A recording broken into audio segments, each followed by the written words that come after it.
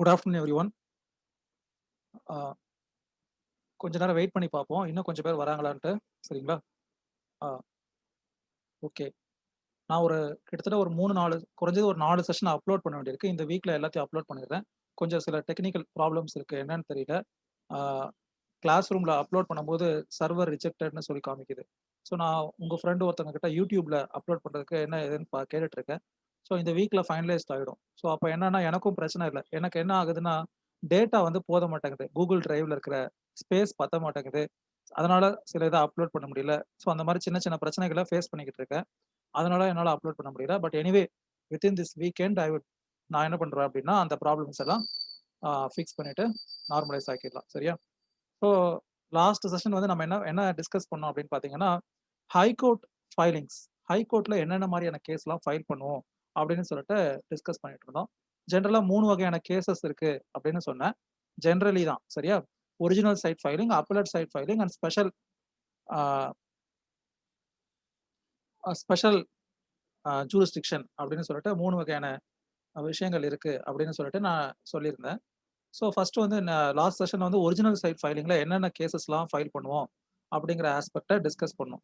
இப்ப இன்னைக்கு வந்து என்ன டிஸ்கஸ் பண்ண போறோம் அப்படின்னு பார்த்தீங்கன்னா, அப்பல்லட் சைட் ஃபைலிங். என்னென்ன மாரியான கேஸ்லாம் அப்பல்லட் சைட்ல ஃபைல் பண்ண போறோம். அதுக்கப்புறமா டைம் இருந்துச்சுன்னா, ஸ்பெஷல் ஜூரிஸ்டிக்ஷன்ல என்னென்ன கேஸஸ்லாம் ஹைகோர்ட்ல ஃபைல் பண்ண போறோம் அப்படிங்கிறத டிஸ்கஸ் பண்ண போறோம். சரியா? So appellate side as usual civil appellate side first பார்க்க போறோம். அதுக்கடுத்து கிரிமினல் அப்பல்லட் சைட்ல என்னென்ன கேஸஸ் ஃபைல் பண்ண போறோம் அப்படிங்கிறத தெரிஞ்சுக்க போறோம். ஸோ அப்பீல் ஃபைல் பண்ணும்போது நமக்கு என்ன அப்படின்னு பார்த்தீங்கன்னா, நம்மளுடைய பொறுப்பு பாதியா குறைஞ்சிரும். ஒரு ட்ரையல கண்டக்ட் பண்ணக்கூடிய அட்வொகேட்டுக்கு இருக்கிற சுமை, ஒரு அப்பீல கண்டக்ட் பண்ணக்கூடிய அட்வொகேட்டுக்கு இருக்கிறது கிடையாது. அ அப்பீல கண்டக்ட் பண்ணக்கூடிய அட்வொகேட்டுக்கு அ என்ன அப்படின்னு பார்த்தீங்கன்னா, ஒரு ஆர்டிஸ்ட் மாரி. அவருக்கு இருக்கக்கூடிய ஸ்கில்ல விட அவருடைய அந்த இமேஜினேஷன் அதிகமா ஆ தேவைப்படும். ஒரு அப்பல்லட் கவுன்சிலுக்கு என்ன தேவைன்னு பார்த்தீங்கன்னா, ஒரு இமேஜினேஷன். ஏன்னா, ஃபர்ஸ்ட் விஷயம் அவர் வந்து அந்த கேஸ ட்ரையல்ல கண்டக்ட் பண்ணல. So he does not know the real background of that particular case or etcetera, etcetera. அந்த கேஸ் உடைய பேப்பர்ஸ்ல இருக்கிறத படிச்சுட்டு, தன்னுடைய இமேஜினேஷனுக்கு உட்பட்டு, அதே மாரி லாக்கு உட்பட்டு அவர் அத பிரசன்ட் பண்றாரு. ஸோ அ அது ஒரு விஷயம்.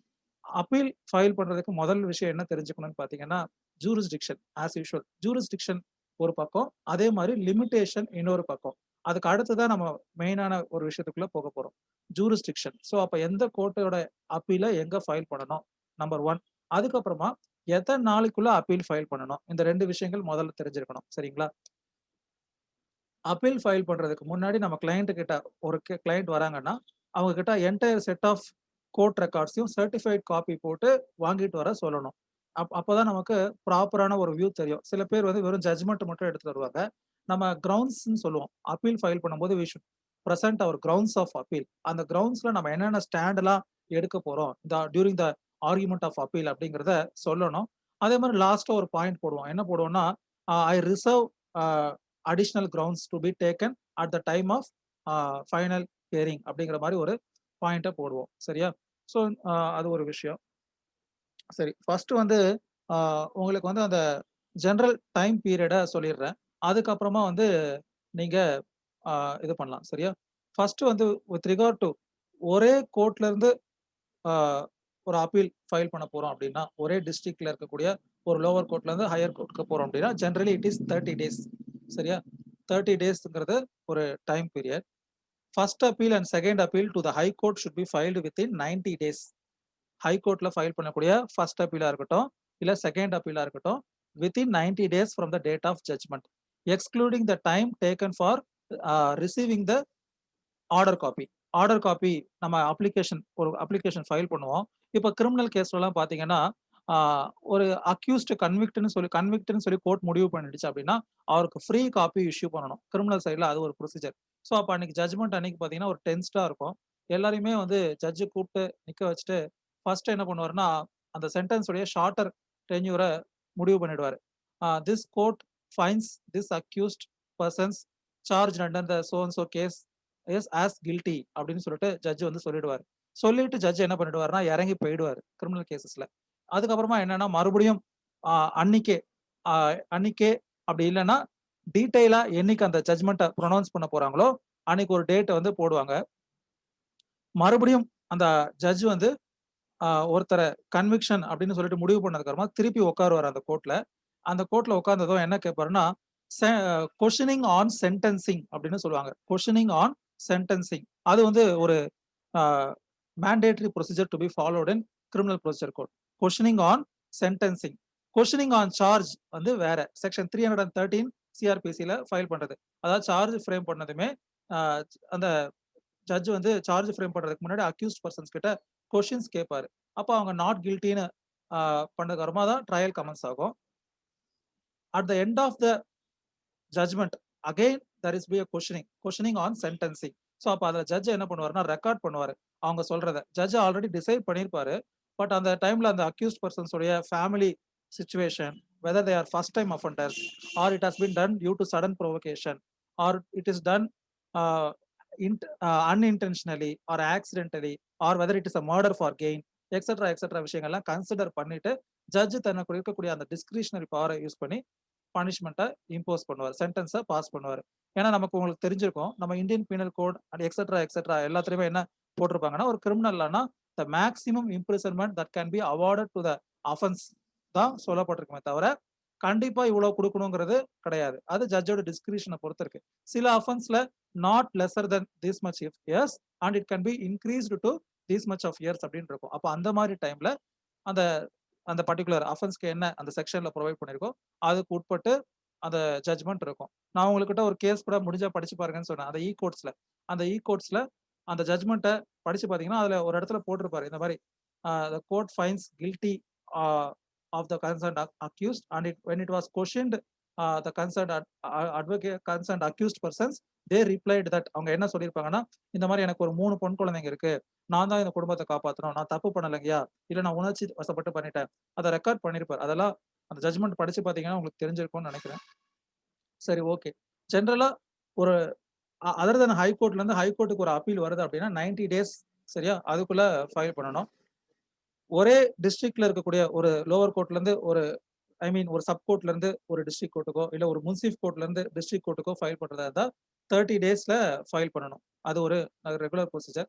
அதே மாதிரி ஃபேமிலி கோர்ட் ஆர்டர்ல இருந்து ஹை கோர்ட்டுக்கு ஃபைல் பண்றதுக்கு சிவில் மிஸ்செலேனியஸ் அப்பீல் அப்படின்னு சொல்லுவோம்.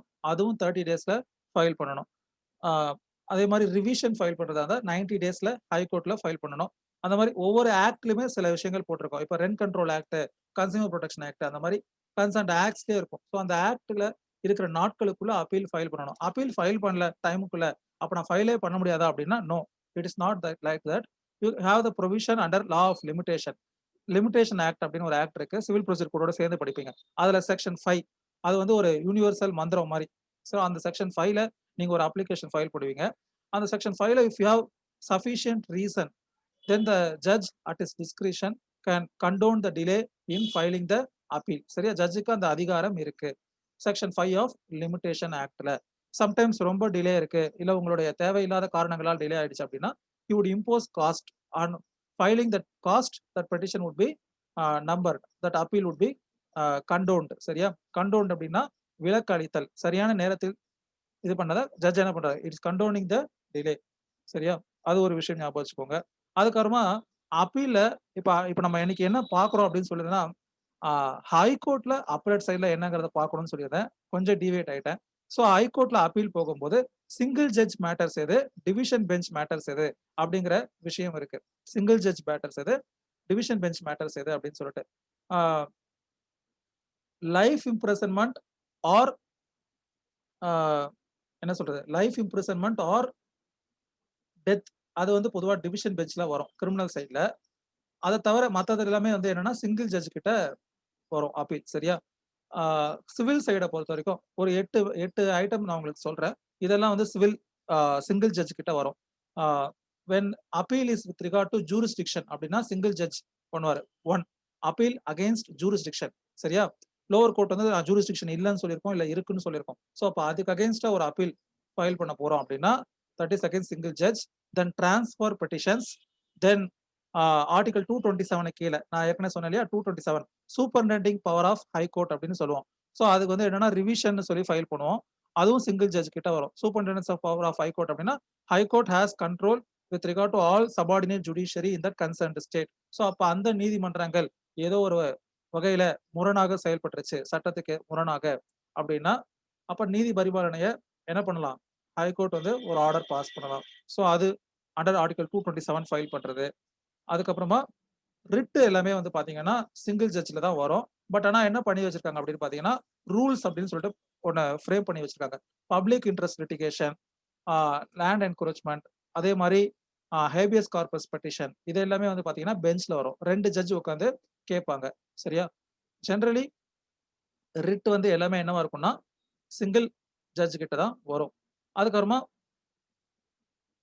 Civil revision petition under civil revision petition வந்து 2 புரோவிஷன்ல ஃபைல் பண்ணலாம். ஆர்டிகல் 227 ஆஃப் த இந்தியன் கான்ஸ்டிடியூஷன்ல ஃபைல் பண்ணலாம். அதே மாரி செக்ஷன் 115 ஆஃப் சிவில் ப்ரொசீஜர் கோட்ல ஃபைல் பண்ணலாம். ஸோ இந்த 2 ஆஸ்பெக்ட்ல ஃபைல் பண்ணக்கூடியது எல்லாமே சிங்கிள் ஜட்ஜ்ல வரும். அப்புறமா வந்து ஆ ஒரு சப்பார்டினேட் கோர்ட்ல இருந்து ஆ ஒரு அப்பீல் வருது. அதோட பெக்யூனியரி ஜூரிஸ்டிக்ஷன பேஸ் பண்ணி ஆ ஆ என்ன பண்ணணும்னா, ஹைகோர்ட்ல கேஸ் ஃபைல் பண்ணலாம். அதே மாரி மேட்டர் ரெஃபர்டு பை ரெஜிஸ்ட்ரார் ஒரு சுவமோட்டோ அதிகாரம் கூட ஹைகோர்ட்க்கு இருக்கு. டிவிஷன் பெஞ்ச் மேட்டர்ஸ் என்னென்ன பண்ணுவாங்க அப்படின்னு பார்த்தீங்கன்னா, ஒரிஜினல் சைடு அப்பீல்ஸ், அதே மாரி tax matters, public interest litigation, writ appeal, அதே மாரி ah subject matter of the appeal is above 15 lakh or something அதெல்லாம் வந்து எதுல வரும்னு பார்த்தீங்கன்னா, பெஞ்ச்ல வரும். சரியா? ஆ இது வந்து with regard to civil appellate side. So அதுல என்னென்ன புரோவிஷன் இருக்கு, அதுக்கான ரூல்ஸ் என்ன, எக்ஸெட்ரா, எக்ஸெட்ரா அதெல்லாம் வந்து நம்ம சிவில் ப்ரொசீஜர் கோட்ல பார்ப்போம். ஆ இம்பார்ட்டன்ட்டா முக்கியமா என்னன்னா, மெமரண்டம் ஆஃப் அப்பீல் அப்படின்னு சொல்லிட்டு ஒண்ணு ஃபைல் பண்ணுவோம். சரியா? நான் ஏற்கனவே சொன்ன மாரி சிவில் ப்ரொசீஜர் கோட்ல section 96 is with regard to AS அதாவது appeal suit. Section 100 is with regard to second appeal. அந்த செக்ஷன் 100ல ஃபைல் பண்றதுல கொஸ்டின் ஆஃப் ஃபேக்ட்ஸ மறுபடியும் டிட்டர்மைன் பண்ண மாட்டாங்க. என்ன டிட்டர்மைன் பண்ணுவாங்கன்னா, சப்ஸ்டான்ஷியல் கொஸ்டின் ஆஃப் லா. எப்படி ஒரு ட்ரையல் கோர்ட்ல இஷ்யூஸ் ஃப்ரேம் பண்றோமோ, அதே மாரி நீங்க செக்ஷன் 100 சிபிசில ஒரு கேஸ் ஃபைல் பண்றீங்க அப்படின்னா, at the time of first hearing, judge would ask what is the substantial question of law involved in this second appeal அப்படின்னு சொல்லிட்டு. அப்ப நீங்க ஜட்ஜ ஃபர்ஸ்ட் அந்த பாயிண்ட்ல கன்வின்ஸ் பண்ணணும்.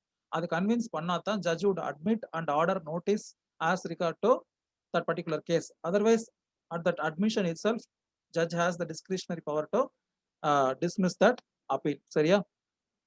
சரி அப்ப செகண்ட் அப்பீல் டிஸ்மிஸ் ஆயிடுச்சுன்னா என்ன பண்றது? அப்போ என்ன பண்ண முடியும் அப்படின்னா, நீங்க வந்து எஸ்எல்பி கொண்டு போலாம். சரியா? ஆ அதே மாரி எத்தன காப்பீஸ் வைக்கணும், எக்ஸெட்ரா, எக்ஸெட்ரா. முக்கியமா நம்ம வந்து ஒரு விஷயம் நீங்க எப்பயுமே ஞாபகம் வச்சுக்க வேண்டிய ஒரு விஷயம் என்ன அப்படின்னு பார்த்தீங்கன்னா, ஒரு கேஸ ஃபைல் பண்ணும்போது என்னென்னலாம் இன்டரிம் ரிலீஃப் கேட்க முடியும் அப்படிங்கிற விஷயத்த தெரிஞ்சுக்கணும். நம்ம அத யோசிக்கணும். ஃபார் எக்ஸாம்பிள் ஒரு ரிட் ஃபைல் பண்றோம். அந்த ரிட்ல என்ன ஃபைல் பண்றோம் அப்படின்னு கேட்டீங்கன்னா, ஆ எனக்கு வேலை குடுக்கணும் அப்படின்னு சொல்லி அ ஃபைல் பண்றோம்னு வச்சுக்கோங்களேன். அப்போ ஃபர்ஸ்ட் விஷயம் நீங்க என்னென்னலாம் ஞாபகம் வச்சுக்கணும்னா, to keep one post vacant. இப்ப அந்த ரிசல்ட்ட விடும்போதே ஒரு போஸ்ட்ட வேக்கன்ட்டா வச்சிருக்கணும். Subject to the outcome of this writ petition that one post should be filled on that particular category. மெயினா நீங்க எந்த கேட்டகரில ஒரு கிளைம் கேட்கிறீங்களோ அத ஞாபகம் வச்சுக்கணும். அதே மாரி இந்த கேஸ் டிசைட் ஆகுற வரைக்கும் அந்த ஆர்டர ஃபைனல் புரோவிஷனல் லிஸ்ட்ட விடக்கூடாது. இல்ல இந்த மாரி என்னென்னலாம் கான்சிக்வென்ஷியல் ரிலீஃப் கேட்க முடியுமோ அதெல்லாம் கேட்கணும். அதே மாரி ஒரு எவிக்ஷன் கேஸ்ன்னு வச்சுக்கோங்களேன். ஒரு வீட்ட ஒருத்தர் காலி பண்றதுக்கு ஃபைல் பண்றாரு. அப்ப அந்த எவிக்ஷன் டிசைட் ஆகுற வரைக்கும் எனக்கு என்ன குடுக்கணும்? இன்டரிம் ரிலீஃபா என்னோட ஸ்டேவ இந்த கோர்ட் புரொடெக்ட் பண்ணணும். நான் அங்க இருக்கிறத கோர்ட் அனுமதிக்கணும். அப்ப அந்த மாரி ஒரு விஷயத்த பண்ணணும். அதே மாரி ஒருத்தருக்கு அகைன்ஸ்டா ஆ சார்ஜ் ஷீட் ஃபைல் பண்ணிட்டாங்க. அப்ப அந்த சார்ஜ் ஷீட்ட சேலஞ்ச் பண்றோம்னு வச்சுக்கோங்களேன். 482 சிஆர்பிசில என்ன பண்றோம்? சார்ஜ் ஷீட்ட நம்ம சேலஞ்ச் பண்றோம். சார்ஜ் ஷீட்ல போதுமான ஆதாரம் இல்ல. அதனால இந்த கோர்ட் குவாஷ் பண்ணணும் அப்படின்னு சொல்லி கேட்கிறோம். அப்ப என்ன கேட்கணும்? இன்ட்ரிமா என்ன கேட்கணும் அப்படின்னு பார்த்தீங்கன்னா, அந்த சார்ஜ் ஷீட்ட தப்பு, சரியா அப்படின்னு சொல்லிட்டு அந்த ஹை கோர்ட் டிசைட் ஆகுற வரைக்கும் லோவர் கோர்ட்ல ட்ரையல் நடக்கக்கூடாது. Because ah it amounts to என்னது? தேவையில்லாம நீதிமன்றத்தின் நேரத்த வீணாக்குற மாரி. ஒன்ஸ் இது டிசைட் ஆயிடுச்சு அப்படின்னா, அப்ப அந்த ட்ரையல் வுட் பிகம் இன்ஃப்ரக்சுவஸ். அந்த சூழ்நிலை வரக்கூடாது. அப்ப நம்ம யோசிக்கணும். மெயின் பிரேயரோட தொடர்புடைய பிரேயர் என்ன?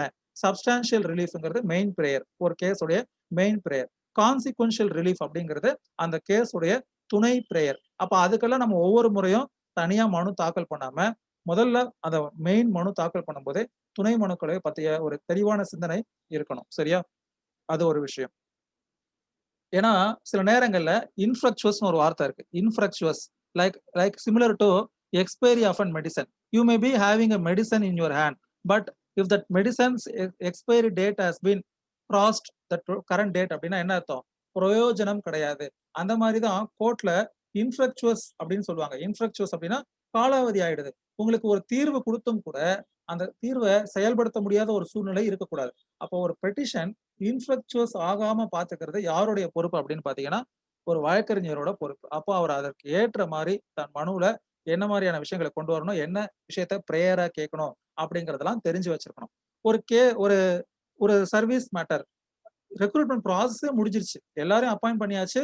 எல்லாரும் போய் ஜாயினும் பண்ணிட்டாங்க. இப்ப எனக்கு அந்த வேலைய குடுங்கன்னு சொல்லி நீங்க கேட்கிறீங்க. எல்லாமே ப்ராப்பரா இருக்கு. But whether the court would be in a position to give a judgment because number of vacancy இவ்வளவுதான் ஆயிருக்கு. எல்லாமே ஃபிக்ஸ் ஆயிடுச்சு. அதன் அடிப்படையில கவுன்சிலிங் எல்லாம் முடிஞ்சு அப்பாயின்ட்மென்ட்டும் முடிஞ்சிருச்சு. அப்ப அப்ப என்ன ஆகுது அப்படின்னா, இட் அமௌண்ட்ஸ் டூ டிலே. அது ஒரு பக்கம். அதே மாரி நம்ம இந்த பெட்டிஷன டைமுக்கு போட்டிருப்போம். டிலேங்கிறது நம்ம லேட்டா போட்டு லேட்டா ரிலீஃப் கேட்கிறது அது ஒரு பக்கம். சில நேரங்கள்ல பெட்டிஷன டைமுக்கு கேட்டிருப்போம். ஆனா அந்த பெட்டிஷன்ல என்ன பண்ணிருக்க மாட்டோம்னா, இந்த மாரி ஒரு மிஸ்செலேனியஸ் பெட்டிஷன்ஸ ஃபைல் பண்ணிருக்க மாட்டோம். To keep one post vacant or this subject matter of இந்த ரிட்டோட அவுட்கம பேஸ் பண்ணி அந்த ரெக்ரூட்மெண்ட்ட நடத்தணும். இந்த மாரி ஏதாவது ஒண்ணு கேட்க தவறியிருப்போம். இப்ப அதனால யார் பாதிக்கப்படுவான்னு கேட்டீங்கன்னா, நல்ல கேஸாக இருந்தும் கூட அத வந்து அந்த கிளையண்ட் உடைய ரைட்ஸ் பாதிக்கப்படும். சரியா? ஆ. கோர்ட் ஃபீ எவ்வளோ பே பண்ணணும்? அதெல்லாம் வந்து நம்ம அப்புறமா பார்ப்போம். இப்போ வந்து நம்ம என்ன பார்ப்போம் அப்டின்னா, with regard to appellate jurisdiction சரியா? கோர்ட் ஃபீ பே பண்றதெல்லாம் வந்து ஒரு பெரிய விஷயம் கிடையாது. நம்ம அத ரெகுலரா ஒரு ஆஃபீஸ்ல போய் செக் பண்ணோம் அப்டின்னா, ஒரு செக் லிஸ்ட்ன்னு ஒண்ணு இருக்கும். ஃபர்ஸ்ட் ஒரு கோடிங் ஷீட்ன்னு ஒண்ணு சொல்லுவாங்க. கோடிங் ஷீட்ல அது வந்து என்ன சிவில் கேஸா, கிரிமினல் கேஸா, சிங்கிள் ஜட்ஜ் மேட்டரா, டிவிஷன் பெஞ்ச் மேட்டரா, எக்ஸெட்ரா அதெல்லாம் ஃபில் பண்ணியிருப்பாங்க. ஸோ அந்த மாரி கோடிங் ஷீட் அதே மாரி என்னென்ன காப்பீஸ் வைக்கணும்னு சொல்லிட்டு ஒரு செக் லிஸ்ட் இருக்கும். அது நம்ம ரெகுலரா ஒரு ஆஃபீஸ்ல இன்டர்ன் பண்ணும்போது நமக்கு அது என்னன்னா பழகிரும். ஒரு தடவ பண்ணும்போது நம்ம அத என்ன பண்ணணும்னா, you have to maintain some notes or something. ஒரு டைரி மாரி. ஸோ அப்ப இந்த டைம் ஒரு ரிட் ஃபைல் பண்ண போறோம். ஒரு ரிட் ஃபைல் பண்ண போறோம்னா என்னென்ன தேவ? ஒரு ரிட் கோடிங் ஷீட் தேவ. அதுக்கப்புறமா பெட்டிஷன் தேவ. அது 2யும் இது பண்ணணும். அப்புறம் கோர்ட் ஃபீ எவ்வளோ பே பண்ணணும்? ₹1000 ரிட்டா இருந்தா. அந்த மாரியான விஷயங்கள நோட் டவுன் பண்ணிக்கிட்டு, எத்தன கிரீன் காப்பி வைக்கணும்? எத்தன ஒயிட் காப்பி வைக்கணும்? சில பேருக்கு அது தெரியாது. அ கிரீன் காப்பிங்கிறது ஜட்ஜோடைய பெஞ்ச்ல அவருக்கு வைக்கக்கூடிய காப்பி கிரீன்ல பிரிண்ட் எடுக்கணும். அதே மாரி டிஃபெண்டன்ஸ்க்கு குடுக்க வேண்டிய காப்பிய ஒயிட்ல லீகல் ஒயிட்ல பிரிண்ட் எடுக்கணும். கிரீன்ல எதுக்கு எடுக்கிறோம்னா, it last longer period of time அப்படிங்கிறதுனால பை பிராக்டிஸ் கோர்ட்ஸ்ல தாக்கல் பண்ணக்கூடிய எல்லா மனுவுமே கிரீன் கலர் பேப்பர்ல பிரிண்ட் எடுக்கிறோம். சரியா? அதே மாரி ஒயிட்டா இருந்தா லீகல் லீகல் சைஸ்ன்னு ஒரு சைஸ் இருக்கு. எப்படி A4 அந்த மாரிலாம் இருக்கோ, அதே மாரி லீகல் சைஸ்ல பிரிண்ட் எடுப்போம். எப்பயுமே வந்து 1+1 வைப்போம். அதாவது எத்தன டிஃபெண்டன்ட்டோ அத்தன ஒயிட் காப்பி வைக்கணும். ஏன்னா நீங்க கேஸ அவருக்கு அகைன்ஸ்டா ஃபைல் பண்ணதுக்கு அவங்க வருவாங்க இல்லையா? அப்பியரன்ஸ் அப்போ ஒரு காப்பியா அவங்களுக்கு குடுக்கணும். அப்ப கோர்ட்லயே வந்து நம்ம ஃபைல் பண்ணக்கூடிய அந்த பெட்டிஷன்ஸ்லயே எத்தன ஒயிட் காப்பீஸ் வைக்கணும்னா, எத்தன டிஃபெண்டன்ட்ஸ் இருக்காங்களோ அத்தன ஒயிட் காப்பீஸ் வைக்கணும். சரியா? ஜட்ஜுக்கு கிரீன் காப்பி. ஸோ இது நார்மல் ப்ரொசீஜர். கோர்ட் ஃபீ வந்து ஒவ்வொரு வகையான கேஸ்க்கும் மாறும். இப்ப அந்த கோர்ட் ஃபீலாம் கெட்டது வந்து ரொம்ப முக்கியம். ஆ ஆ நீங்க சிவில் ப்ரொசீஜர் கோட்ல ரிஜெக்ஷன் ஆஃப் பிளையன்ட் அப்படின்னு சொல்லிட்டு ஒண்ணு பார்ப்பீங்க. அதுல ரிஜெக்ஷன் ஆஃப் பிளையன்ட்க்கு ஒரு ஒரு ஒன் ஆஃப் த கிரவுண்ட் வந்து என்னன்னு பார்த்தீங்கன்னா, கோர்ட் ஃபீய போதுமானதா கரெக்ட்டா வைக்க வேண்டிய கோர்ட் ஃபீய வைக்கல அப்படிங்கிறது. அதனால கேஸ் பாதிக்காது. பட் என்னன்னா டிலே ஆகும். After so many days the court would reject your client on that ground. அப்ப நீங்க திருப்பி அத சரி பண்ணிட்டு மறுபடியும் கன்டெஸ்ட்க்கு வரணும். அதுக்குள்ள அந்த ரேஸ்ல மத்த எல்லாரும் 2 சுத்து சுத்தி இருப்பாங்க. நீங்க அந்த ரிலேல லேட்டா ஜாயின் பண்ற மாரி வரும். சரியா? சரி. அ ஸோ சிவில் சைட்ல அப்பீல் ஒரு பக்கம் பார்த்தோம். அடுத்து கிரிமினல் சைட்ல என்னென்னலாம் இருக்கு அப்படின்னு பார்த்தீங்கன்னா, 2 வகையான அப்பீல் இருக்கு. ஒண்ணு appeal against conviction or appeal against acquittal. சில நேரங்கள்ல அப்பீல் அகைன்ஸ்ட் கன்விக்ஷன் பொதுவா யார் வருவாங்கன்னா, 2 பேர் வரலாம். ஒண்ணு ஸ்டேட்டே வரலாம். இல்ல பாதிக்கப்பட்ட நபரோ, இல்ல அவருடைய உறவினர்களோ வரலாம். சரியா? இப்ப அந்த மாரி ஒரு ஸ்டேட் வராம பாதிக்கப்பட்ட நபரோ, இல்ல ஆ பாதிக்கப்பட்ட நபர் இல்ல அப்டின்னா, அவருடைய உறவினர்களோ வர்றதுக்கு என்ன ஆஸ்பெக்ட் அப்டின்னு பார்த்தீங்கன்னா, ஆ அப்பீல் அகைன்ஸ்ட் அப்ப அந்த மாரி டைம்ல அப்பீல் அகைன்ஸ்ட் என்ன பண்ண போறோம்னா, அக்விட்டல் பண்ணலாம். இல்ல அப்பீல் அகைன்ஸ்ட் இன்அடிக்வன்சி ஆஃப் சென்டென்ஸும் பண்ணலாம். சிஆர்பிசில அதுக்கான புரோவிஷன்ஸ் இருக்கு. 377 வந்து appeal against inadequacy of sentence. 378 வந்து அப்பீல் அகைன்ஸ்ட் அக்விட்டல். ஸோ இந்த இன்அடிக்வசி ஆஃப் சென்டென்ஸ்க்கும் யார் போலாம்? ஸ்டேட்டும் போலாம். அதாவது அரசு தரப்பும் போலாம். அரசு போல அப்டின்னா, பிரைவேட் பார்ட்டி அதாவது பாதிக்கப்பட்ட நபர் இருந்தால் அவர், அப்படி இல்லன்னா அவருடைய நெருங்கிய உறவினர்கள் போலாம். இப்ப ரீசென்ட்டா பார்த்திருப்பீங்க. உடுமலை சங்கர் அப்படின்னு சொல்லிட்டு ஆணவ கொலை சம்பந்தமா ஹானர் கில்லிங் சம்பந்தப்பட்ட ஒரு கேஸ்ல என்ன ஆயிடுச்சு? மெயின் அக்யூஸ்ட் எல்லாம் என்ன பண்ணிட்டாங்க? அக்விட்டல் பண்ணிட்டாங்க ஹைகோர்ட்ல. மெயினா அந்த பொண்ணுடைய தந்தைய அக்விட்டல் பண்ணிட்டாங்க. அப்ப அத எதிர்த்து ஆ அந்த பெண் என்ன சொன்னாங்க அப்படின்னா, கண்டிப்பா நான் சுப்ரீம் கோர்ட்க்கு போவேன் அப்படின்னு சொன்னாங்க. சோ அப்போ அது வந்து புரோவிஷன் இருக்கு. இப்ப நம்ம பார்க்கிறது வந்து appeal against appeal in K in in with regard to high court. சரியா? நான் ஒரு எக்ஸாம்பிள்க்கு சொன்னேன். சோ அப்ப ஹை கோர்ட்லயும் அதே மாரி என்ன பண்ணலாம்? ஆ பாதிக்கப்பட்ட நபரும் போலாம். அப்ப அதுக்கு வந்து அவங்க என்ன பண்ணணும்னா, ஃபர்ஸ்ட்டு ஸ்பெஷல் லீவ் அப்படின்னு சொல்லிட்டு ஒரு லீவ் டூ கிரேவ் அப்படின்னு சொல்லுவாங்க. லீவ் டூ கிரேவ் பெட்டிஷன் அப்படின்னு சொல்லிட்டு. அந்த லீவ் டூ கிரேவ் பெட்டிஷன்ங்கிறது என்னன்னா, இந்த மாரி என்ன இந்த வழக்குல நான் அப்பீல் பிரிஃபர் பண்றதுக்கு அனுமதிக்கணும் அப்படின்னு சொல்லிட்டு அந்த தனிநபர் என்ன பண்ணணும்? முதல்ல ஒரு எம்பி மாரி மிஸ்செலேனியஸ் பெட்டிஷன் மாரி ஹைகோர்ட் அப்ரோச் பண்ணி ஃபைல் பண்ணணும். ஜட்ஜ் அதுல நோட்டீஸ் ஆர்டர் பண்ணி அத அலோவ் பண்ணதுக்கு அப்புறமா தான் அந்த மெயின் கேஸ் நம்பர் ஆகும். நம்பர் ஆனதுக்கு அப்புறமா ரெகுலரா என்ன ப்ரொசீஜரோ அது ஃபாலோ ஆகும். லீவ் டூ கிரேவ் பெட்டிஷன் அப்படின்னு சொல்லுவாங்க. சரியா? சோ, அப்ப அந்த அப்பீலுக்கு வந்து என்ன அப்படின்னு பார்த்தீங்கன்னா, 3 வகையான அப்பீல் இருக்கு அப்படின்னு சொன்னேன். 2 தான் சொன்னேன். எக்ஸ்ட்ரா ஒரு விஷயம் சொன்னேன். என்னன்னா, inadequacy of sentence, appeal against conviction, appeal against acquittal. இந்த 3 வகையான விஷயங்கள்ல பண்றது. அபேட்மென்ட் அப்படிங்கிறது என்ன அப்படின்னு பார்த்தீங்கன்னா, கைவிடப்படுவது. ஒருவர் குற்றவாளியா, இல்லையா அப்படிங்கிறத தீர்மானிக்கிறது கிடையாது. அபேட்மென்ட் ஒரு கேஸ அபேட் பண்ணிட்டாங்கங்கிறதுனால, அவர் குற்றவாளி இல்லைன்னும் அர்த்தம் இல்ல. அவர் குற்றவாளியும் அப்படின்னும் அர்த்தம் இல்ல. நார்மலா இப்போ ரீசென்ட்டா former chief minister of Tamil Nadu அவங்களோட கேஸ்ல அப்பீல் சுப்ரீம் கோர்ட்ல பெண்டிங்ல இருக்கும்போது அவங்க தான் A1 அவங்க என்ன ஆயிடுறாங்க? இறந்துடுறாங்க. சோ அப்ப அவங்களுக்கு அகைன்ஸ்டா அந்த அந்த அப்பீல் அபேட் ஆயிடுது. மத்தவங்களுக்கு அகைன்ஸ்டா கன்விக்ஷன் குடுக்குறாங்க. சோ அபேட்மென்ட் அப்படி ஏன்னா கிரிமினல் லயபிலிட்டிங்கிறது அவருடைய பர்சனல் லயபிலிட்டி இல்லையா? ஒரு சிவில் லயபிலிட்டி மாரி கிடையாது. ஒருத்தர் பணம் தரணும். அதனால அவருடைய சொத்துல அட்டாச் பண்ணுங்க. இப்ப அவர் இல்ல. இருந்தாலும் அவருடைய வாரிசுதாரர்கள் அவங்க ஷேருக்கு ஏத்த மாரி அந்த பணத்த குடுக்கணும். இல்லன்னா அந்த ப்ராப்பர்ட்டி ஆக்ஷன்ல விடுறோம். அப்படிங்கிற மாதிரி கிரிமினல் லயபிலிட்டிய என்ன பண்ண முடியாது? ஒருத்தர் இல்ல அதனால இன்னொருத்தருக்கு ஃபிக்ஸ் பண்ண முடியாது. அதனால அவருக்கு அகைன்ஸ்டா அந்த வழக்கு கைவிடப்படுறது அப்படிங்கிறத அபேட்மென்ட் அப்படின்னு சொல்லுவாங்க. சரியா? சரி அது ஒரு ஆஸ்பெக்ட். அதே மாரி கிரிமினல் கேஸஸ்லலாம் பெரிய கோர்ட் ஃபீ இருக்காது. சிவில் கேஸ்ல மாரி. சிவில் கேஸ்ல 3% ஆ சில கேஸ்ல 2% அந்த மாரி கோர்ட் ஃபீ பே பண்ண வேண்டியிருக்கும். Appeal plus trial etcetera, etcetera. Criminal கேஸ்ல பார்த்தீங்கன்னா, கோர்ட் ஃபீ கிடையாது. ஏன் அப்டின்னா, already accused person is in duress. அவன் ஜெயில்ல இருப்பான். அவனுக்கு என்ன கிடையாது? ப்ராப்பர் இன்கம் கிடையாது. அப்போ அந்த அப்பீல் ஆ விஷயத்துல கோர்ட் ஃபீ அப்டிங்கிற ஒரு விஷயம் கிடையாது. அது எப்போ அப்படின்னு பார்த்தீங்கன்னா, during the time of trial. ஆனா அப்பீல்ல என்ன அப்படின்னு பார்த்தீங்கன்னா, அப்பீலுக்குன்னு தனியா நீங்க கோர்ட் ஃபீ பே பண்ண தேவையில்ல. But when a fine has been imposed by the trial court அப்படின்னா, அந்த ஃபைன பே பண்ணா தான் கோர்ட் என்ன பண்ணுக்கும்? அப்பீலுக்கு எடுத்துக்கும். அப்படிங்கிறது அ ஒரு ஒரு அந்த மாரி தான் ஒரு பிராக்டிஸ் இருக்கு. ஸோ அப்பீலுக்கான டைம் பீரியட் என்ன அப்படின்னு பார்த்தீங்கன்னா, 30 டேஸ் ஜெனரலி அப்பீலுக்கான time period with regard to criminal cases. Ah death சென்டென்ஸ்க்கு அகைன்ஸ்டா அப்பீல் வரணும் அப்படின்னா 30 டேஸ்க்குள்ள அப்பீல் வரணும். இல்லன்னா கண்டோம் டிலே பெட்டிஷன் வச்சு ஃபைல் பண்ணி வரணும். அதர் தென் டெத் சென்டென்ஸா இருந்தா ஹை கோர்ட்டுக்கு ஒரு அப்பீல் கொண்டு வரோம் அப்படின்னா 60 டேஸ் டைம லா வந்து ஃபிக்ஸ் பண்ணிருக்கு. சரியா? ஆர்டிகல் 115 ஆஃப் லிமிடேஷன் ஆக்ட்ல. ஆ அதே மாரி டெத் சென்டென்ஸ செஷன்ஸ் கோர்ட்டுக்கு இம்போஸ் பண்றதுக்கு அதிகாரம் இருக்கு.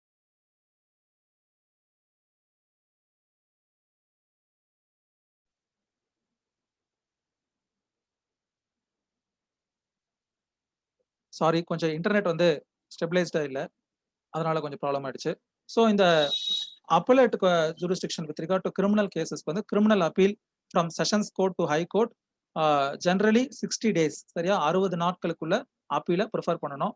அதே மாரி ஒரு மேஜிஸ்ட்ரேட் கோர்ட்ல இருந்து செஷன்ஸ் கோர்ட்டுக்கு அப்பீல் பிரிஃபர் பண்றதுக்கு ஒரு டைம் லிமிட் இருக்கு. டெத் சென்டென்ஸா இருந்தா 30 டேஸ்க்குள்ள ஃபைல் பண்ணணும். அப்பீல் ஃபைல் பண்ணணும். செஷன்ஸ் கோர்ட்டுக்கு, ஹை கோர்ட்டுக்கு டெத் சென்டென்ஸ் குடுக்கறதுக்கான அதிகாரம் இருக்கு. அதே மாரி செஷன்ஸ் கோர்ட்டுக்கும் டெத் சென்டென்ஸ் குடுக்கறதுக்கான அதிகாரம் இருக்கு. ஏன்னா செஷன்ஸ் கோர்ட் தான் ஃபர்ஸ்ட் இன்ஸ்டன்ஸ்ல அந்த ட்ரையல கண்டக்ட் பண்ணக்கூடிய ஒரு கேஸ். பட் என்னன்னா, கன்ஃபர்மேஷனுக்கு அவங்க என்ன பண்ணுவாங்கன்னா, அத ஹை கோர்ட்டுக்கு அனுப்புவாங்க. So high court should confirm. ஏன் அப்டின்னா, சுப்ரீம் கோர்ட்டுடைய வெர்டிக்ட் படி only in rarest of rare cases death sentence can be imposed on the accused persons அப்படின்னு இருக்கு. So whether a case is been coming under rarest of rare cases அப்படிங்கிறத என்ன பண்ணும்? High court would ensure whether the sessions judge is right with regard to findings to give a death sentence or not அப்படின்னு சொல்லிட்டு. சரியா? So அப்போ death R இம்ப்ரிசன்மென்ட் for life இது 2 மட்டும் தான் என்ன அப்படின்னா டிவிஷன் பெஞ்ச்ல வரும். அதுக்கு கீழ இருக்கக்கூடிய அப்பீல் எல்லாமே சிங்கிள் ஜட்ஜ் கிட்ட வரும். சரியா? அதே மாரி மெயினா ஒரு அப்பீல் ஃபைல் பண்ண போறோம்னா 2 மிஸ்செலேனியஸ் பெட்டிஷன் வைக்கணும். ஏற்கனவே நான் சொன்ன மாரி. ஒரு miscellaneous petition is with regard to suspension of sentence from executing. அந்த சென்டென்ஸ் நீங்க வழங்கியிருக்கீங்க. அது நடைமுறைப்படுத்துவதற்கு இருந்து நீங்க நிறுத்தி வைக்கணும். எது வரைக்கும் நிறுத்தி வைக்கணும்? ட்ரையல அப்பீல டிசைட் பண்ற வரைக்கும். அது ஒரு மிஸ்செலேனியஸ் பெட்டிஷன். இன்னொரு மிஸ்செலேனியஸ் பெட்டிஷன் என்னன்னா, அந்த தண்டனையை நிறுத்தி வச்சுட்டு இடைக்கால ஜாமீன் எனக்கு வழங்கணும். எது வரைக்கும்? Till this appeal is going to be decided அப்படின்னு சொல்லிட்டு. சரியா? சோ இது 2 வகையான விஷயங்கள் இருக்கு அப்பீல்ல. ஆ அதே மாரி நீங்க வந்து டெபாசிஷன் அப்படின்னு சொல்லக்கூடிய விஷயங்கள full copy, certified copy client கிட்ட வாங்கிட்டு கிரவுண்ட்ஸ பிரிப்பேர் பண்ணணும். ஏன்னா நம்ம கிரவுண்ட்ஸ் பிரிப்பேர் பண்ணும்போதே பாதி வேலை கிட்டத்தட்ட முக்காவாசி வேலை முடிஞ்ச மாரி. எந்தெந்த பாயிண்ட்லாம் ஸ்ட்ரெஸ் பண்ண போறோம், எதுக்கெல்லாம் இம்பார்ட்டன்ஸ் குடுக்க போறோம், எந்த பாயிண்ட்ல நம்ம சைலன்ட்டா இருக்க போறோம் அப்படிங்கிறது இருக்கு. Because some point may be we have நம்ம கிளையன்ட்க்கு அகைன்ஸ்ட்டா இருக்கும். அப்ப அந்த பாயிண்ட்ல நம்ம பெருசா அத பத்தி எதுவுமே இது பண்ணிக்காம, மற்ற விஷயங்கள்ல கான்சன்ட்ரேட் பண்ணணும். We should focus on our strength. அதெல்லாம் எதுல பண்ணணும் அப்படின்னு பார்த்தீங்கன்னா, during preparing the appeal and its grounds. So அப்ப எந்த கிரவுண்ட்ல அதிகமா ஃபோக்கஸ் பண்ணலாம். அப்ப அதெல்லாம் நம்ம அந்த பாயிண்ட்ஸ் எல்லாம் ரெடி பண்ணிட்டோம் அப்படின்னா, திருப்பி அது என்னைக்கு ஃபைனல் ஹியரிங் வருதோ, அன்னைக்கு அது சம்பந்தமான சைட்டேஷன்ஸ் எல்லாம் எடுத்து நம்ம கோர்ட்ல கேஸ பிரசன்ட் பண்றது. சரியா? ஆ இது வந்து with regard to appellate jurisdiction with regard to criminal case. நான் சொன்ன அந்த ஸ்பெஷல் லீவ் டு அப்பீல் அப்படிங்கிறதுக்கு ஒரு எம்பி வைக்கணும். அது எப்ப வைக்கணும் அப்படின்னு பார்த்தீங்கன்னா, ஆ அப்பீல் அகைன்ஸ்ட் அக்விட்டல் பண்றதா இருந்தா ஃபர்ஸ்ட் கோர்ட்ல பர்மிஷன் வாங்கணும். இந்த மாரி அ ஸ்பெஷல் லீவ் அப்ளிகேஷன் வைக்கணும். அந்த பிரைவேட் பார்ட்டி. அதே மாரி ரிவிஷன்னா என்ன? ரெஃபரன்ஸ்னா என்ன? அதுவும் நீங்க பார்த்திருப்பீங்க. ரெஃபரன்ஸ் அப்படிங்கிறது ஒரு சபார்டினேட் கோர்ட்ல ஒரு கேஸ் பெண்டிங்ல இருக்கும்போது, அப்போ அந்த கேஸ் சம்பந்தப்பட்ட ஜட்ஜ்மெண்ட்ல 2 வியூ இருக்கும். அப்ப அந்த ஜட்ஜுக்கு அந்த லோவர் கோர்ட் ஜட்ஜுக்கு ஒரு சந்தேகம் வரும். என்ன சந்தேகம் அப்படின்னு பார்த்தீங்கன்னா, ப்ராசிக்யூஷன் ஒரு செட் ஆஃப் ஜட்ஜ்மெண்ட்ட புரொவைட் பண்ணுவாங்க. ஹைகோர்ட் உடைய ஜட்ஜ்மெண்ட்ட. அதே மாரி டிஃபென்ஸ் ஒரு செட் ஆஃப் ஜட்ஜ்மெண்ட்ட ஹைகோர்ட் ஜட்ஜ்மெண்ட்ட புரொவைட் பண்ணுவாங்க. அப்ப அந்த ஜட்ஜுக்கு என்னன்னா, எந்த ஹைகோர்ட் ஜட்ஜ்மெண்ட்ட ஃபாலோ பண்றது? High court judgment is binding upon the lower கோர்ட்ங்கிறதுல மாற்று கருத்தே இல்ல. But there are 2 different a views of concerned high court. அப்போ அதுக்கு என்ன பண்றது? அப்போ ஜெனரலா இந்த மாரி 2 டிஃபரண்ட் வியூஸ் பெண்டிங்ல இருந்துச்சு அப்டின்னா, கன்சர்ன் கோர்ட்ல என்ன பண்ணுவாங்கன்னா, ஆ ஃபுல் பெஞ்ச்ச ஃபார்முலேட் பண்ணுவாங்க. ஃபுல் பெஞ்ச்ங்கிறது மோர் தென் 3, 5, 7 எக்ஸெட்ரா, எக்ஸெட்ரா. சோ அப்ப 3க்கு மேல இருக்கக்கூடிய 5, 7 அதெல்லாம் கான்ஸ்டிடியூஷன் பெஞ்ச் அப்டின்னு சொல்லுவாங்க. சோ அப்ப அந்த ஃபுல் பெஞ்ச் ரெஃபர் பண்ற வரைக்கும் ஒரு பிரச்சனை இருக்கு. நான் அப்ப எத டிசைட் பண்றது? அப்டிங்கிறதுக்காக ஃபார்ம் பண்ற ஒரு கொஸ்டின என்ன பண்ணுவாங்கன்னா, ரெஃபரன்ஸ்க்கு அனுப்புவாங்க. சோ அந்த ரெஃபரன்ஸ் வந்து சுவோ மோட்டோவா எடுக்க முடியாது. ஹைகோர்ட்க்கு ரெஃபரன்ஸ் வரும். அப்ப ரெஃபரன்ஸ்ல எந்த பாயிண்ட்ட டிசைட் பண்ணணுமோ, அத டிசைட் பண்ணிட்டு திருப்பி என்ன பண்ணும்? கோர்ட் அந்த கன்சர்ன் கோர்ட்க்கு அனுப்பிச்சு வச்சுரும். சோ அதுலருந்து எங்க விட்டுருக்காங்களோ அங்கருந்து ஆ கமெண்ட்ஸ் ஆகும். சரியா? இப்போ இந்த ரெஃபரன்ஸ் வந்து ஒரு ஒரு முக்கியமான ஒரு விஷயம். இந்த ஃபுல் பெஞ்ச் ரெஃபரன்ஸ் அப்படின்னு சொல்லிட்டு கிட்டத்தட்ட more than ah 50 almost 50 kinds of cases have been pending for reference before the full bench of supreme court. அதே மாரி இங்கேயும் என்ன பண்ணியிருப்பாங்கன்னா, பெண்டிங்ல இருக்கும். ஃபுல் பெஞ்சுக்கு போதுமான ஜட்ஜஸ் இருக்க மாட்டாங்க. அது பெண்டிங் ஆகுற வரைக்கும் ஒரு டிஸ்பியூட் இருக்கும். அப்போ இது வந்து டிலேக்கு ஒரு மிகப்பெரிய காரணமா இருக்கும். இப்ப 2 வியூ எடுத்திருப்பாங்க. நான் ஏற்கனவே உங்ககிட்ட சொல்லியிருப்பேன்ல, என்டிபிஎஸ் கேஸஸ்லாம் சொல்லியிருக்கேன். Narcotics, drugs and psychotropic substances கேஸ்ல. அதுல வந்து இன்னி வரைக்குமே வந்து சுப்ரீம் கோர்ட்ல ஃபுல் பெஞ்ச் ஆ கான்ஸ்டிடியூஷன் பெஞ்ச ஃப்ரேம் பண்ணியிருக்காங்க. ஃப்ரேம் பண்றதுக்காக ஜட்ஜ் வந்து லிஸ்ட் பண்ணியிருக்காங்க. இன்னும் பெஞ்ச் ஃபார்ம் பண்ணாம ஏகப்பட்ட கேஸஸ் லிஸ்ட்ல இருக்கும். அப்ப அத வந்து யாரு டிசைட் பண்ணுவாருன்னா, சிஜே டிசைட் பண்ணுவாரு. சீஃப் ஜஸ்டிஸ் வந்து டிசைட் பண்ணுவாரு. இந்த கேஸ் வந்து ஆ எந்தெந்த ஜட்ஜ்லாம் இத கேட்க போறாங்க அப்படின்னு சொல்லிட்டு. அப்ப அந்த ஜட்ஜஸ் எல்லாம் எப்ப அவைலபிள் இருக்காங்க? அப்ப அவங்க ரிட்டயர் ஆகாம இருக்கணும். இந்த மாரி பல விஷயங்கள் இருக்கு. இருக்கிற ஜட்ஜஸே கம்மியா இருப்பாங்க. இப்ப இவங்க டிசைட் பண்றதுக்கு இத வந்து ஃபுல் பெஞ்ச்க்கு ரெஃபர் பண்ணி விட்டுருவாங்க. அதுக்கப்புறமா CJ would constitute the full bench and it's sitting etcetera, etcetera. அந்த மாரி ரெஃபர் பண்ணி இன்னும் பெஞ்ச் ஃபார்ம் பண்ணாத கேஸஸே பார்த்தீங்கன்னா, ஏகப்பட்டது சுப்ரீம் கோர்ட்ல பெண்டிங்ல இருக்கு. அதுல ஒரு சில விஷயங்கள எடுத்துக்கிறாங்க. ஃபார் எக்ஸாம்பிள் இப்ப நம்ம அந்த ஆதார் கார்டு இஷ்யூலாம் வரும்போது என்ன பண்ணாங்க? அத வந்து கான்ஸ்டிடியூஷன் பெஞ்ச் ஃப்ரேம் பண்ணி ஆர்டர் பாஸ் பண்ணாங்க இல்லையா? அதே மாரி சில கேஸஸ் வந்து எடுக்குறாங்க. சில கேஸஸ் எடுக்குறதில்ல. அதுக்கு முன்னாடி ரெஃபர் பண்ண கேஸஸ்லாம் கூட பெண்டிங்ல இருக்கு. இதனால என்ன பாதிக்கப்படுது அப்படின்னு பார்த்தீங்கன்னா, அட்மினிஸ்ட்ரேஷன் ஆஃப் ஜஸ்டிஸ் பாதிக்கப்படுது. இப்ப அந்த நான் சொன்ன அந்த ட்ரக் கேஸஸ்ல வந்து பார்த்தீங்கன்னா, என்டிபிஎஸ் ஆக்ட் அப்படின்னு ஒரு ஆக்ட் சொன்னேன் இல்லையா? The narcotics drug and psychotropic substances act 1985. அதுல ஒரு ஷெட்யூல் இருக்கும். அந்த ஷெட்யூல்ல என்ன என்ன இருக்கும்னு பாத்தீங்கன்னா ட்ரக்கோடைய பேர் இருக்கும், ட்ரக்கோடைய கெமிக்கல் காம்போனன்ட் பேர், ஐயூபேக் நேம்னு சொல்லுவோம் இல்லையா கெமிஸ்ட்ரியில, அந்த நேம் இருக்கும். அதாவது ஒரு ட்ரக்கோடைய பேர் ஓபிஎம்னு இருக்கும், அதோட ஐயூபேக் நேம் எப்படி இருக்கும்னா ஹெக்ஸா மெத்தில் ஐசோப்ரோபனைல் அப்படின்னு ஒரு பேச்சுக்கு சொல்றேன், அதுவா இருக்குமான்னு எனக்கு தெரியல. அதுக்கு அடுத்து ஸ்மால் குவான்டிட்டி, கமர்ஷியல் குவான்டிட்டி அப்படின்னு சொல்லிட்டு ஒரு 4 டேப்லெட் காலம் இருக்கும். அந்த மாதிரி வேரியஸ் ட்ரக்ஸ், ஆல்மோஸ்ட் மோர் தென் 200 ட்ரக்ஸுக்கும் என்ன இருக்கும்னா ஒரு ஷெட்யூல் இருக்கும், அட்டவணை இருக்கும். சரியா? அந்த ஷெட்யூல்ல அந்த ஷெட்யூல்ல இருக்கக்கூடிய ட்ரக் பேஸ் பண்ணி தான் ட்ரையல் எந்த கோர்ட்டு கிட்ட போகும், இல்ல எவ்வளவு பனிஷ்மெண்ட் கொடுக்கலாம் அப்படிங்கிற மாதிரி ஒரு கணக்கு வச்சிருப்பாங்க. மோஸ்டா வந்து என்னன்னு பாத்தீங்கன்னா ஸ்மால் குவான்டிட்டி, சில கிராம்ஸ்ல இருக்கும் ஸ்மால் குவான்டிட்டி. அதே மாதிரி கமர்ஷியல் குவான்டிட்டி சில ட்ரக்குலாம் கிராம்ஸ்ல இருக்கும், சில ட்ரக் கிலோகிராம்ஸ் இருக்கும். இப்போ ஒரு ரெஃபரன்ஸ் வந்து ரொம்ப நாளா சுப்ரீம் கோர்ட்ல பெண்டிங்ல இருக்கு. என்னன்னா ட்ரக்கை வெய் பண்ணும்போது அதோட காம்போனண்ட்டை மட்டும் கணக்குல எடுத்துக்கணுமா, இல்ல இப்போ ஒரு டேப்லெட் இருக்கு அப்படின்னா அந்த ஸ்ட்ரிப்போட சேர்த்து வெய் பண்ணுவோம்ல. இப்போ ஒரு 10 டேப்லெட் இருக்கக்கூடிய இல்ல ஒரு ஓபிஎம் வந்து ஏதோ ஒரு பொருளோட அடல்ட்ரேஷன் பண்ணியிருக்காங்க. அப்ப அந்த என்டையர் இதையும் எடுத்துக்கணுமா, இல்ல அந்த வெறும் அந்த காம்போனண்ட்டை மட்டும் எடுத்துக்கணுமா அப்படிங்கிறது பெரிய பிரச்சனையா இருக்கு. இப்ப அதனால என்ன ஆயிடும் அப்படின்னு பாத்தீங்கன்னா அந்த கன்விக்ஷன் வுட் பி டிஃபரண்ட். ஒருத்தர் வந்து small quantity, in between quantity, commercial quantity 3ஆ பிரிக்கிறாங்க. இப்ப டிஸ்பியூட் எங்க வரும்னா அந்த இன்பிட்வீன் குவான்டிட்டிக்கும் கமர்ஷியல் குவான்டிட்டிக்கும் என்டையர் ஸ்ட்ராப்பையும் வெய் பண்ணோம் அப்படின்னா it would be coming under commercial quantity. அப்ப அந்த காம்போனண்ட்டை மட்டும் பிரிக்க முடியும்னா அது இன்பிட்வீன் குவான்டிட்டி. அப்ப அந்த குவாண்டம் ஆஃப் பனிஷ்மெண்ட் எப்படின்னு பாத்தீங்கன்னா minimum 10 years, maximum 20 years if contraband comes under commercial quantity. அந்த ஆக்ட்ல இருக்கு. Minimum 10 years of imprisonment, maximum 20 years of imprisonment. அதே இன்பிட்வீன் குவான்டிட்டியா இருந்தா minimum 3 years of imprisonment and maximum 10 years of imprisonment அப்படின்னு ஒரு கணக்கு இருக்கும். அப்ப என்ன ஆயிடுது அப்படின்னா இந்த மாதிரியான பிரச்சனைகள் இந்த மாதிரியான பிரச்சனைகள் இட் இஸ் ஸ்டில் ப்ரிவைலிங். இதெல்லாம் என்ன பண்ண முடியல, கோர்ட்டால சரி பண்ண முடியல. இதை பத்தின ஒரு தொலைநோக்கு பார்வை இல்லை. அதே மாதிரி வேரியஸ் கேசஸ் இன்ஃபிளக்சுவஸ் ஆயிடும். எலெக்ஷன் பெட்டிஷன்ஸ் ஞாபகம் இருக்கான்னு உங்களுக்கு தெரியல. எலெக்ஷன் பெட்டிஷன்லாம் வந்து உங்களுக்கு வந்து ஸ்பெஷல் ஜூரிஸ்டிக்ஷன்ல வரும். அதாவது எலெக்ஷன் பெட்டிஷனை சேலஞ்ச் பண்றோம், ஒருத்தருடைய கேண்டிடேட்டோட எலெக்ஷனை சேலஞ்ச் பண்றோம் அப்படின்னா டைரக்டா ஹைகோர்ட்ல மட்டும் தான் கேஸ் ஃபைல் பண்ண முடியும், எலெக்ஷன் பெட்டிஷன் அப்படின்னு சொல்லுவாங்க. ஸோ அதுக்குன்னே ஒரு ஜட்ஜ் இருப்பாங்க. இப்போ அந்த கேசஸ் எலெக்ஷனோட அந்த பீரியடே பாத்தீங்கன்னா 5 இயர்ஸ் தான் இருக்கும். அந்த எலெக்ஷன் பெட்டிஷனை டிசைட் பண்றதுக்கு 7 இயர்ஸ் இல்ல 10 இயர்ஸ். ஒரு லாஸ்ட் டைம் ஒரு 2 இயர்ஸ்க்கு முன்னாடி ஒரு தமிழ்நாடுல விளாத்திக்குளம் அப்படிங்கிற ஒரு கான்ஸ்டியூன்சில ஒரு எம்எல்ஏ சேலஞ்ச் பண்ணி அவருடைய எலெக்ஷன் தப்புன்னு சொன்னாங்க. எந்த வருஷம் அவர் எம்எல்ஏவா நின்னு ஜெயிச்சது செல்லாதுன்னு சொன்னாங்கன்னா 96 to 2001. யோசிச்சு பாருங்களேன். அப்போ அதெல்லாம் என்ன அப்படின்னா கோர்ட்டுடைய ஜுடிஷியரியோடைய பிரச்சனையில இருக்கு. ஆஹ் அதுக்கு வந்து தெரிஞ்சோ தெரியாமலோ ஜுடிஷியரியும் they are also hand in glove அப்படின்னு தான் சொல்லணும். அந்த யாருடைய அப்படின்னு பாத்தீங்கன்னா அந்த தப்பா எலெக்ட் ஆகக்கூடிய பீப்புளோட. ஏன் அப்படின்னா court should have some kind of responsibility or accountability to the voters. ஆனா அது இங்க கிடையாது. யாருமே வந்து என்ன பண்றது இல்ல, டைம் ஃப்ரேமை ஃபாலோ பண்றது இல்ல. அது ஒரு மோசமான ஒரு விஷயம். அதனால என்ன ஆயிடுதுன்னா இன்ஃபிளக்சுவஸ் ஆயிடுது. நீங்க கொடுக்கக்கூடிய தீர்ப்புனால என்ன ஆயிட போகுது, they are just going to drop the privileges. அவங்களுக்கு கிடைக்கக்கூடிய அந்த பென்ஷனோ இல்ல மற்ற விஷயங்களோ வேணா அவங்களுக்கு போகுமே தவிர, but at the time of enjoying the 5 years of their election and other things என்ன ஆயிடுது அப்படின்னா பாதிக்கப்படுது. சரியா?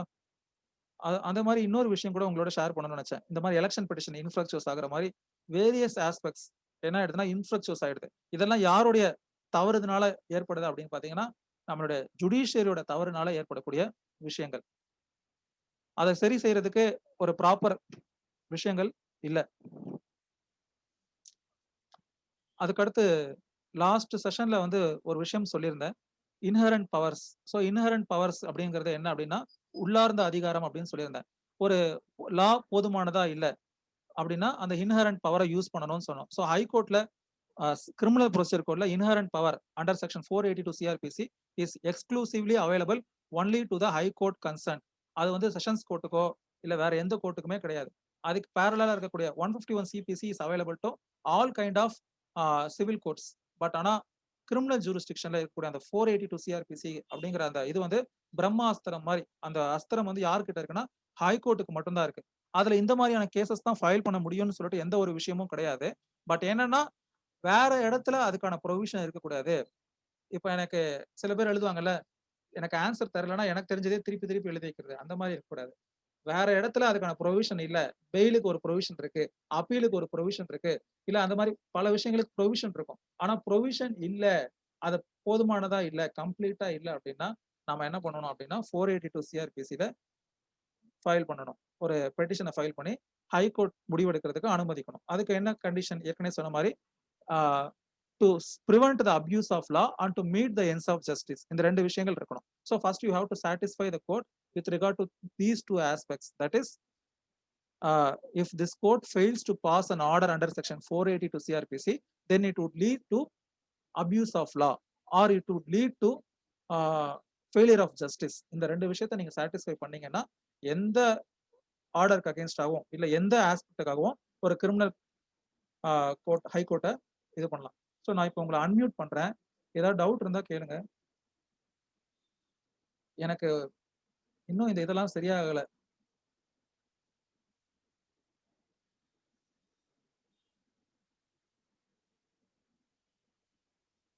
உங்களை அன்மியூட் பண்றது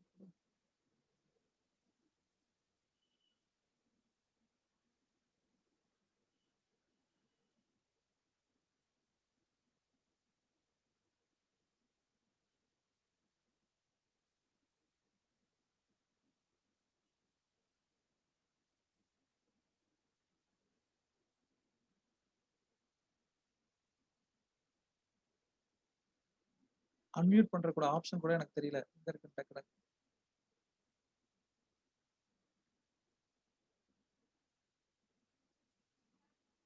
சரி, நீங்க பிரைவேட்டா நீங்க எனக்கு டெக்ஸ்ட் பண்ணுங்க. ஏதாவது டவுட்ஸ் இல்ல ஏதாவது இருந்துச்சுன்னா நான் அதை வந்து அட்ரஸ் பண்றேன். நான் முடிஞ்ச அளவுக்கு அப்லோட் பண்றதை சீக்கிரமா ட்ரை பண்றேன். நீங்க உங்களுக்கு டைம் இருக்கும்போது என்ன செஷனோ நீங்க அதை பாருங்க. முக்கியமான சில விஷயங்கள் கோர்ட்ல நடக்கக்கூடிய ப்ரொசீஜர் அந்த மாதிரியான விஷயங்களை நம்ம டிஸ்கஸ் பண்ணுவோம். ஓகேவா? So I will end this session. Thank you everyone for your patience.